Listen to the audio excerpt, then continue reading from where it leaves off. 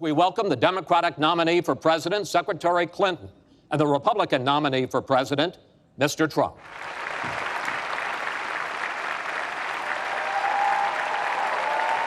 Secretary Clinton, in a speech you gave to a Brazilian bank for which you were paid $225,000, we've learned from the WikiLeaks that you said this, and I want to quote, "My dream is a hemispheric common market with open trade and open borders." Is that your dream, open borders? Well, if you went on to read the rest of the sentence, I was talking about energy. You know, we trade more energy with our neighbors than we trade with the rest of the world combined. And I do want us to have an electric grid, an energy system that crosses borders. I think that would be a great benefit to us.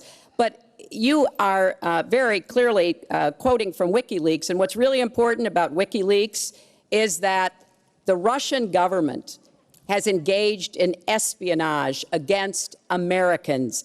They have hacked American websites, American accounts of private people, of institutions. Then they have given that information to WikiLeaks for the purpose of putting it on the internet.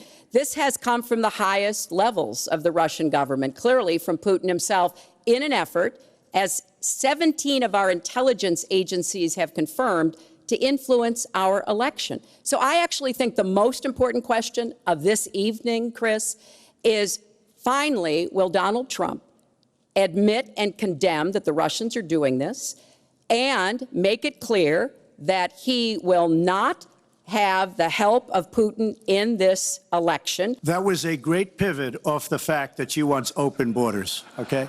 How did we get onto Putin? So just to finish on the borders, she wants open borders. Now we can talk about Putin. I don't know Putin. He said nice things about me. If we got along well, that would be good.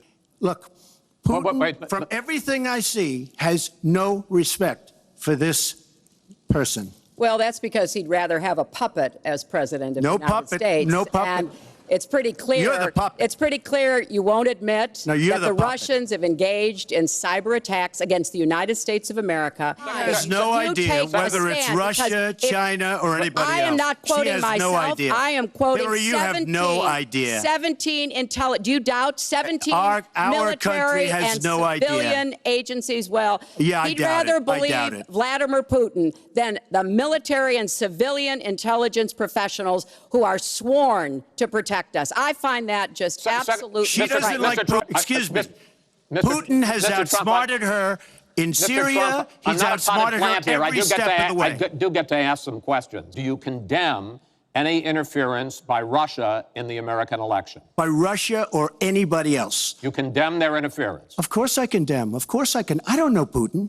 I have no idea. I never met Putin. This is not my best friend. But if the United States got along with Russia, wouldn't be so bad. You have been warning at rallies recently that this election is rigged and that Hillary Clinton is in the process of trying to steal it from you. Do you make the same commitment that you will absolutely accept the result of this election? I will look at it at the time. I'm not looking at anything now. I'll look at it at the time. She's guilty of a very, very serious crime. She should not be allowed to run. And just in that respect, I say it's rigged, because she should never, Chris, she should never have been allowed to run for the presidency based on what she did with emails and so many other things. But are you saying you're not prepared now? I will tell you at the time. I'll keep you in suspense. Well, okay? Chris, let me respond to that, because that's horrifying. You know, every time Donald thinks things are not going in his direction, he claims whatever it is rigged against him. The FBI conducted a year-long investigation into my emails. They concluded there was no case. He said the FBI was rigged. There was even a time when he didn't get an Emmy for his TV program 3 years in a row, and he started tweeting that the Emmys were rigged against him. Should have gotten it. This is a mindset. This is how Donald thinks. And it's funny, but it's also really troubling. The Iraqi offensive to take back Mosul has begun. If they are successful in pushing ISIS out of that city and out of all of Iraq, will you put U.S. troops into that vacuum to make sure that ISIS doesn't come back or isn't replaced? I will not support putting American soldiers into Iraq as an occupying force. Iran should write us yet another letter saying thank you very much. Because Iran, as I said many years ago, Iran is taking over Iraq, something they've wanted to do forever, but we've made it so easy for them. So we're now going to take Mosul, and you know who's going to be the beneficiary? Iran. Iran is taking over Iraq. Secretary Clinton. Iran is taking over Iraq. We don't gain Secretary Clinton. We would have gained if they did it by surprise. Wait. Neither of you has a serious plan that is going to solve the fact that Medicare is going to run out of money in the 2020s, Social Security is going to run out of money in the 2030s, and at that time, recipients are going to take huge cuts in their benefits. I'm cutting taxes. We're going to grow the economy. It's going to grow at a record rate. But that's not going to help an entitlement. It's going to totally help you. And one thing we have to do, repeal and replace the disaster known as Obamacare. Well, Chris, I am on record as saying that we need to put more money into the Social Security Trust Fund. That's part of my commitment to raise taxes on the wealthy. My Social Security payroll contribution will go up, as will Donald's, assuming he can't figure out how to get out of it.